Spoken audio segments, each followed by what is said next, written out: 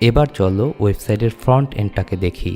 এই যে এখানে ক্লিক করলেই আমরা এই একই ট্যাবের মধ্যে ফ্রন্ট এন্ড দেখতে পাবো। নতুন ট্যাবে দেখতে চাইলে right button, open link in a new tab. এই যে ওপেন হয়েছে ফ্রন্ট এন্ড। এই যে একটা তৈরি ওয়েবসাইট আমরা দেখতে পাচ্ছি, এটা কিভাবে হলো? কারণ এই থিমটা যখন আমরা ওয়ার্ডপ্রেস ইনস্টল দিই, এই থিমটা তখন ওয়ার্ডপ্রেসই সেট করে দিয়েছে। এরকম নানা রকম থিম আছে, এমন সব থিম আছে, এবং থিমের মধ্যে এগুলোকে বলে অনেক সময় ডেমো তৈরি করা আছে, যে পুরো ওয়েবসাইটটাই তৈরি করা, এবং সেগুলোকে কাস্টমাইজ করে মানে চেঞ্জ করে নতুন একটা ওয়েবসাইটে রূপান্তর করা যায়। তবে আমরা যে পদ্ধতি ব্যবহার করব, সেই পদ্ধতিতে আমরা এমন একটা থিম ব্যবহার করব যেই থিমে তেমন কোনো কিছুই নেই। আমরা সম্পূর্ণ নতুনভাবে আমাদের এই ওয়েব পেজটিকে বানাবো। তাহলে প্রশ্ন আসতে পারে, সম্পূর্ণ নতুনভাবেই যদি আমরা বানাবো তাহলে একটা থিম কেন লাগে? চলো আমরা ব্যাক এন্ডে অ্যাপিয়ারেন্সে গিয়ে থিমসে যাই। দেখো আমরা যখন ওয়ার্ডপ্রেস ইনস্টল করেছি, এত থিম অলরেডি অ্যাটাচ করা আছে। এর মধ্যে 2024 নামে একটা ফ্রি থিম, যেই থিমটা কিনতে টাকা লাগে না, ওই থিমটা অ্যাক্টিভ করা আছে। এইখানে যদি আমরা ক্লিক করি, এই থিমটি অ্যাক্টিভ হয়ে গেল। চলো আমরা ফ্রন্ট এন্ডে দেখি কি পরিবর্তন এসেছে। এখানে আসলাম ফ্রন্ট এন্ড, এই বাটনে ক্লিক করব যাতে রিলোড হয়। ওয়ালা, পুরা চেহারা সুরাত বদলায় গেছে। আমরা বলছিলাম আমরা সম্পূর্ণ নতুন করে ওয়েবসাইট বানাবো, নিজে কোনো কিছুকে কাস্টমাইজ করব না বা চেঞ্জ করব না, বানাবোই শুরু থেকে। তো এই জন্য আমরা যেই থিমটা ব্যবহার করব, সেই থিমটা হলো এলিমেন্টর। এই থিমটাকে এর মধ্যে আমাদের অ্যাড করতে হবে এবং অ্যাক্টিভ করতে হবে।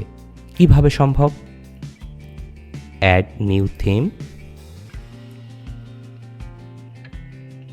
এখান থেকে থিমটাকে আমরা সার্চ করতে পারবো। আমরা ব্যবহার করতে চাই হ্যালো এলিমেন্টর নামে একটা থিম। এটা তো এখানে আছে, এখানে চাপ দিলেই হতো, কিন্তু ধরি তুমি এটা খুঁজে পাচ্ছ না, তাহলে কি করতে হবে?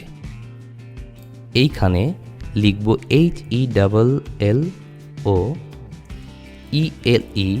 HELLOELEMENTOR। এখানে বানান ভুল হলে কিন্তু কাজ করে না। লিখলাম, এটা চলে আসলো। ইনস্টল করি, অ্যাক্টিভ করি।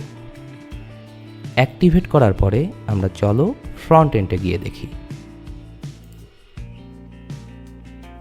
দেখো এটা কি? এটাও একটা ওয়েবসাইট। এই থিমটা এখন অ্যাক্টিভ করা আছে, তাই এরকম দেখা যাচ্ছে।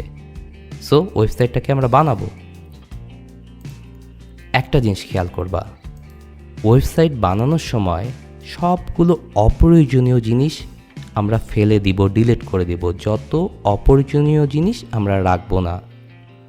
সেক্ষেত্রে ওয়েবসাইটটা হালকা হবে, খুব সহজেই লোড হবে, পেজটা লোড হতে অনেকক্ষণ সময় নেবে না।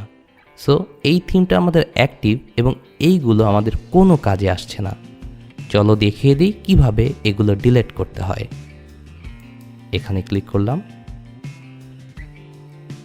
ডিলিট, ওকে, প্রত্যেকটাই তাই। ক্লিক, ডিলিট, ওকে।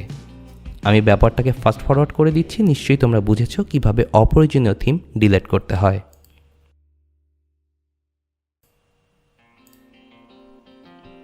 সুন্দর, অপ্রয়োজনীয় থিম সব ডিলিট হয়ে যাওয়ার পরে একমাত্র থিমটা বড় আকারে দেখাচ্ছে।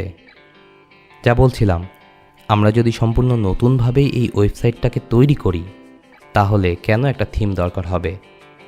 কারণ ওয়ার্ডপ্রেসে ওয়েবসাইট তৈরি করতে গেলে যে কোনো একটা থিম অ্যাক্টিভেট করা থাকতেই হয়, নইলে কাজ করা যায় না। আমরা খুবই একটা হালকা থিম নিয়ে নিলাম।